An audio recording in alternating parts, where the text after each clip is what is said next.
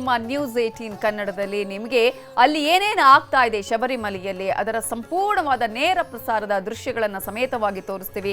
ಮಕರ ಜ್ಯೋತಿಯನ್ನ ನೀವು ಕೂಡ ಮನೆಯಲ್ಲೇ ಕೂತು ಎಲ್ಲಿದ್ದೀರೋ ಅಲ್ಲೇ ಕೂತು ನೀವು ಇದರ ದರ್ಶನವನ್ನ ಮಾಡೋದಕ್ಕೆ ನಿಮಗೆ ಅವಕಾಶವನ್ನ ನಾವು ಮಾಡಿಕೊಡ್ತಾ ಇದ್ದೀವಿ.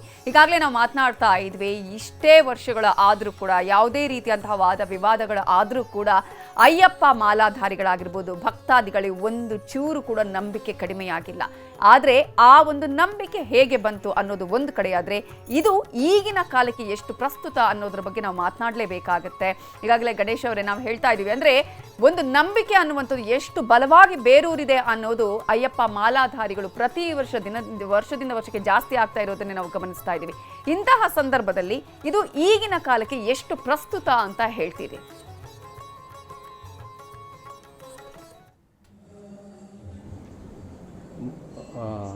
ಮೊದಲನೇದಾಗಿ ನನ್ನ ಗುರುಗಳಾದ ಸಂಪತ್ತು ಗುರು ಸ್ವಾಮಿಗಳು ಕೆಲವು ವಿಷಯಗಳು ಹೇಳಿದ್ದಾರೆ. ಕಠಿಣ ವ್ರತ ಅಂತ ಒಂದು ವಿಷಯ ನಾನು ಅದರಲ್ಲಿ ಹೇಳ್ತೇನೆ, ನಾನು ಸೇರಿಸಲಿಕ್ಕೆ ಇಚ್ಛಪಡ್ತಾ ಇದ್ದೇನೆ. ಒಮ್ಮೆ ಒಬ್ಬ ಅಯ್ಯಪ್ಪ ಭಕ್ತ ಅವ ಶಬರಿಮಲೆಗೆ ಹೊರಡ್ತಾನವ, 41 ದಿವಸದ ವ್ರತ ತೆಗೆದು 48 ದಿವಸದ ವ್ರತ ತೆಗೆದು ಅವನಿಗೆ 7.5 ಶನಿ ಅಂತೇಳಿ, ನಮ್ಮಲ್ಲಿ 7.5 ಶನಿ ಅಂತ ಹೇಳ್ತಾರೆ, ನಿಮ್ಮಲ್ಲಿ ಹೇಗೆ ಹೇಳ್ತಾರೆ ಅಂತ ನನಗೆ ಗೊತ್ತಿಲ್ಲ. ಅವನಿಗೆ 7.5 ಶನಿ ಇತ್ತು. ಅವ ಪಂಬ ತಲುಪಿದಾಗ ಶನಿದೇವರು ಅವನಿಗೆ ಶಿಕ್ಷೆ ಕೊಡ್ಲಿಕ್ಕೂ ಹೊಡ್ತಾರೆ, ಅಲ್ಲಿ ಪ್ರತ್ಯಕ್ಷಪಡ್ತಾರೆ ಶನಿದೇವರು. ಆ ವಿಷಯವನ್ನು ತಿಳಿದ ಸಾಕ್ಷಾತ್ ಅಯ್ಯಪ್ಪ ದೇವರು ಕೂಡಲೇ ನನ್ನ ಭಕ್ತನನ್ನು ಅವರಿಂದ ರಕ್ಷಿಸಲಿಕ್ಕೋಸ್ಕರ ಪಂಬೆಗೆ ಬರ್ತಾರೆ. ಹಾಗೆ ಕೊನೆಯಲ್ಲಿ ಅವರು ಒಂದು ಒಡಂಬಡಿಕೆ ಮಾಡ್ತಾರೆ, ಶನಿದೇವರು ಮತ್ತು ಅಯ್ಯಪ್ಪ ದೇವರು ಸೇರಿಕೊಂಡು. ಯಾಕಂತ ಹೇಳಿದ್ರೆ ಈ 41 ದಿವಸದ ವ್ರತ ಇರ್ಬೋದು, 48 ದಿವಸದ ವ್ರತ ಇರ್ಬೋದು, ಅಂಥ ಭಕ್ತರಿಗೆ, ನನ್ನ ಭಕ್ತರಿಗೆ ನೀವು ಯಾವುದೇ ರೀತಿಯ ಶಿಕ್ಷೆ ಕೊಡಬಾರದು ಅಂತೇಳಿ ಶನಿದೇವರಿಗೆ ಅಯ್ಯಪ್ಪ ದೇವರು ಹೇಳ್ತಾರೆ. ಅಂದರೆ ಇಷ್ಟು ದಿವಸದ ವ್ರತ ತೆಗೆದರೆ ಎಲ್ಲ ಅದರಲ್ಲಿ ಹೋಯಿತು, ನಮಗೆ ಶನಿ ದೋಷಗಳು ಏನಾರು ಇದ್ದರೆ ಎಲ್ಲ, ಯಾಕಂತ ಹೇಳಿದ್ರೆ ಅಷ್ಟು ಕಠಿಣ. ಚಾಪೆಯಲ್ಲಿ ಮಲಗ್ತಾರೆ, ತಾವು ನಮ್ಮ ಗುರುಗಳು ಹೇಳಿದಾಗ ಚಳಿ ನೀರಿನಲ್ಲಿ ಸ್ನಾನ ಮಾಡುತ್ತಾರೆ, ತಣ್ಣೀರಿನಲ್ಲಿ, ಹಾಗೆ ಎಲ್ಲ ಅದರಲ್ಲಿ ಹೋಯಿತು. ಅದೊಂದು ವಿಶೇಷ, ಅದೊಂದು ನಾನು ಕೇಳಿರುವ ಒಂದು ಕತೆ.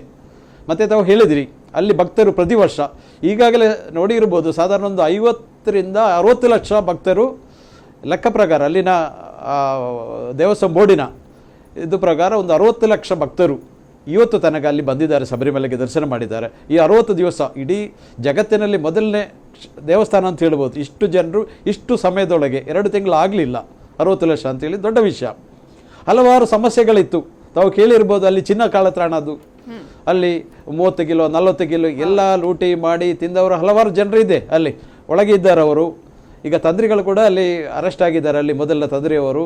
ನಮ್ಮ ಬೆಲ್ಲಾರಿಯ ಗೋವರ್ಧನ್ ಮೆಟಲ್ಸು ಓನರ್ ಅವರು ಕೂಡ ಒಳಗೆ ಇದ್ದಾರೆ, ಕೇರಳದ SIT ಇನ್ವೆಸ್ಟಿಗೇಷನ್ ಮೂಲಕ ಅವರು ಜೈಲಿನೊಳಗಿದ್ದಾರೆ. ಇಷ್ಟೆಲ್ಲ ಆಗಿ ಕೂಡ ಅಲ್ಲಿ ಭಕ್ತರ ಸಂಖ್ಯೆ ಜಾಸ್ತಿ ಆಗಿ ಹೋಗ್ತಾ ಉಂಟು. ಯಾರೇ ಮಾಡಲಿ, ಲೂಟಿ ಮಾಡಲಿ, ತಿನ್ನಲಿ, ಅವರಿಗೆಲ್ಲ ತಕ್ಕ ಶಿಕ್ಷೆ ಅಯ್ಯಪ್ಪ ದೇವರು ಕೊಡ್ತಾರೆ. ಅದಕ್ಕೆ ಉದಾಹರಣೆ, ಮೊದಲ 3 ಜನರ ಅಲ್ಲಿ ದೇವಸ್ಥಾನ ಬೋರ್ಡ್ ಅಧ್ಯಕ್ಷರಿಗೆ ಜೈಲೊಳಗೆ ಇದ್ದಾರೆ. ಇನ್ನೂ ಕೂಡ 2-3 ಜನ ಹೋಗ್ಬೋದಂತೇಳಿ ಅಲ್ಲಿ ಮಂತ್ರಿಗಳು ಕೂಡ ಇದ್ದಾರೆ ಅಂತ ಹೇಳ್ತಾರೆ, ನನಗೆ ಗೊತ್ತಿಲ್ಲ, ಅಲ್ಲಿ ಇನ್ವೆಸ್ಟಿಗೇಷನ್ ಆಗುತ್ತಾ ಉಂಟು. ಇಷ್ಟೆಲ್ಲ ಮಾಡಿ ಅಲ್ಲಿ ಭಕ್ತರು ಹೇಗೆ ಜಾಸ್ತಿ ಆಗುತ್ತೆ?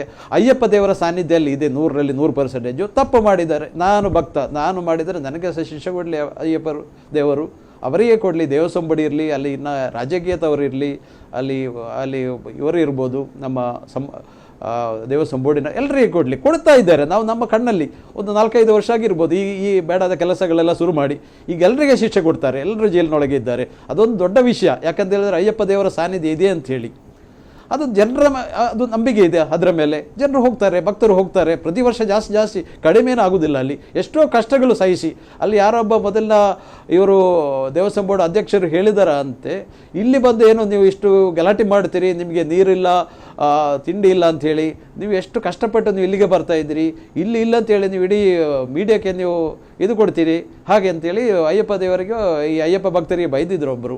ಅದು ಬೇರೆ, ಅಂದರೆ ಇಷ್ಟು ದಿವಸ ಕಠಿಣ ವ್ರತವನ್ನು ತೆಗೆದಲ್ಲಿ ಹೋದಾಗ ಅವರಿಗೆ ಒಂದು ನೀರಿನ ಸಮಸ್ಯೆ, ಒಂದು ಕೂಡಲೇ ಒಂದು ದೇವರ ದರ್ಶನ ಮಾಡುವ ವ್ಯವಸ್ಥೆಗಳು ಮಾಡಬೇಕಾದದ್ದು ದೇವಸ್ಥಾನ ಬೋರ್ಡು, ಇಲ್ಲದಿದ್ದರೆ ಅಲ್ಲಿನ ಸರ್ಕಾರ.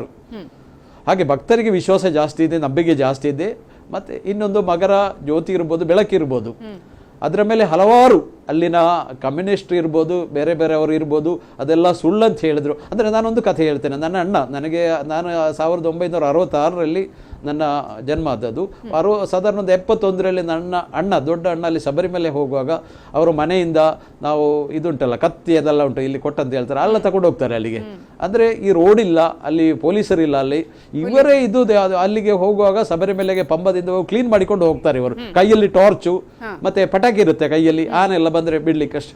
ಅದು ಮರುದಿವಸ ಇವತ್ತು ಬೆಳಕಾಯಿತು, ಮಗರ ಬೆಳೆ, ನಾಳೆನೇ ಅಲ್ಲಿ ದೇವಸ್ಥಾನ ಮುಚ್ಚಿ ಅವರು ಕೆಳಗೆ ಬರ್ತಾರೆ. ಯಾಕಂತ ಹೇಳಿದ್ರೆ ಅಲ್ಲಿ ಕಾಡು ಪ್ರಾಣಿಗಳ ಜಾಗ, ಅದು ದೊಡ್ಡ ಕಾಡು ಏರಿಯಾ.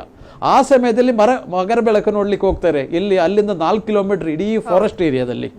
ಆ ಸಮಯದಲ್ಲಿ ಯಾರು ಮಾಡಿದ್ದಾರೆ ಅಲ್ಲಿ? ಈಗ ಹೇಳ್ತಾರೆ ಅದು ದೇವಸ್ಥಾನ ಬೋರ್ಡ್ನವರು ಮಾಡಿರ್ಬೋದು, ಇವರು ಫಾರೆಸ್ಟ್ನವರು ಮಾಡಿರ್ಬೋದು. ಆ ಸಮಯದಲ್ಲಿ ಯಾರು ಮಾಡ್ತಾರೆ ಆ ಸಮಯದಲ್ಲಿ? ಮತ್ತೆ ಗರುಡ ಅಲ್ಲಿ 3 ಸುತ್ತು ಇದರೊಟ್ಟಿಗೆ, ಈ ನಮ್ಮ ತಿರುವಾಭರಣದ ಒಟ್ಟಿಗೆ 3 ಸುತ್ತು ಗರುಡ ಬರ್ತಾನೆ ಅಲ್ಲಿಗೆ. ದುಡ್ಡು ಕೊಟ್ರೆ ಬರ್ತಾರಾ? ಏನೆಲ್ಲ ಹೇಳ್ತಾರೆ ಅವರು. ದೇವರ ನಂಬಿಕೆ ಅಂತಿಮವಾಗಿ ನನಗೆ ಅವಕಾಶ ಉಂಟು, ಪ್ರತಿಯೊಬ್ಬ ಭಕ್ತನಿಗೆ ಅವಕಾಶ ಉಂಟು ನಮ್ಮ ದೇವರಲ್ಲಿ.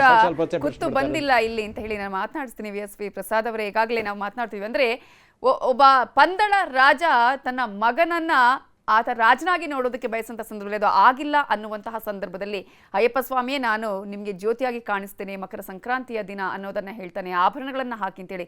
ರಾಜನಾಗಿ ನೋಡೋದಿಕ್ಕೆ ಭಕ್ತರು ಎಷ್ಟು ಕಾತುರದಿಂದ ಕಾಯ್ತಾರೆ ಅಂತ ಹೇಳಿ ಅಯ್ಯಪ್ಪ ಸ್ವಾಮಿಯನ್ನ ಅಲಂಕಾರದಿಂದ.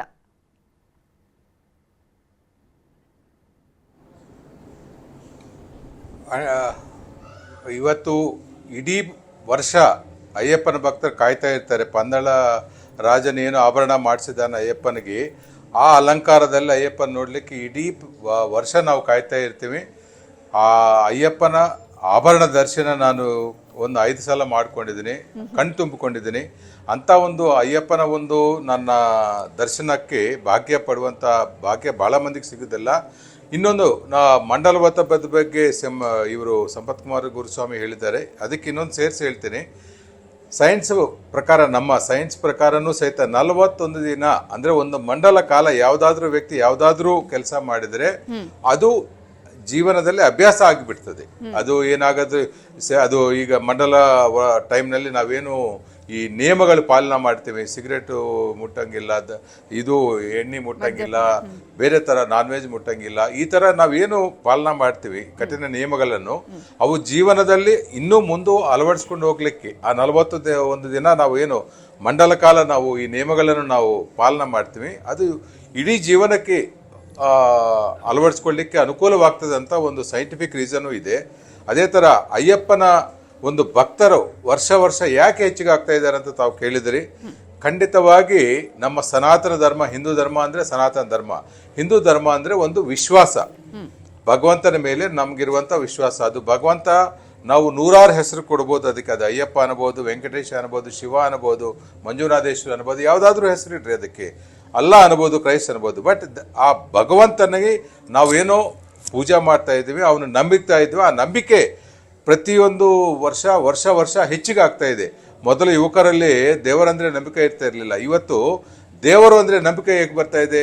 ಯಾಕಂದರೆ ದೇವರು ಇದ್ದಾನೆ ಅಂತ ಒಂದು ಪ್ರತಿಯೊಂದು ಸಲ ಪ್ರತಿಯೊಂದು ಘಟ್ಟದಲ್ಲಿನೂ ಅದು ಪ್ರೂವ್ ಆಗ್ತಾ ಇದೆ. ಇವತ್ತು ದ್ರೌಪದಿ ಮುರ್ಮು ಅವರು ಹೋಗಿದ್ದಾರೆ ಅಯ್ಯಪ್ಪನ ದರ್ಶನ ಮಾಡಲಿಕ್ಕೆ. ಅದರ ಕಾರಣ ಅದೇ ಥರ ನರೇಂದ್ರ ಮೋದಿ ಅವರು ಹೋಗೋವರಿದ್ದಾರೆ. ಅದಕ್ಕೆ ಕಾರಣ ಏನಂದರೆ ನಮ್ಮ ಭಕ್ತಿ ಭಾವ, ಆ ದೇವರಿಗೆ ನಾವು ಮನಸ್ಸಿಂದ ದೇವರಿಗೆ ನಾವು ಭಕ್ತಿ ಸಮರ್ಪಣೆ ಮಾಡಿದರೆ ಅವರು ನಮಗೆ ಆಶೀರ್ವಾದ ಮಾಡ್ತಾರೆ. ಪ್ರತಿಯೊಂದು ಭಕ್ತ ನನ್ನ ಸಲುವಾಗಿ ಅಂತೂ ಯಾರು ಬೇಡಂಗಿಲ್ಲ, ನಮ್ಮ ಇಡೀ ಭಾರತ ದೇಶ, ಇಡೀ ಹಿಂದೂ ಸಮಾಜ ಚೆನ್ನಾಗಿರ್ಬೇಕಂತ ಪ್ರಾರ್ಥನೆ ಮಾಡ್ತಾರೆ. ಅದಕ್ಕೆ ಆ ದೇವರು ಒಲಿದು ಬರ್ತಾರೆ.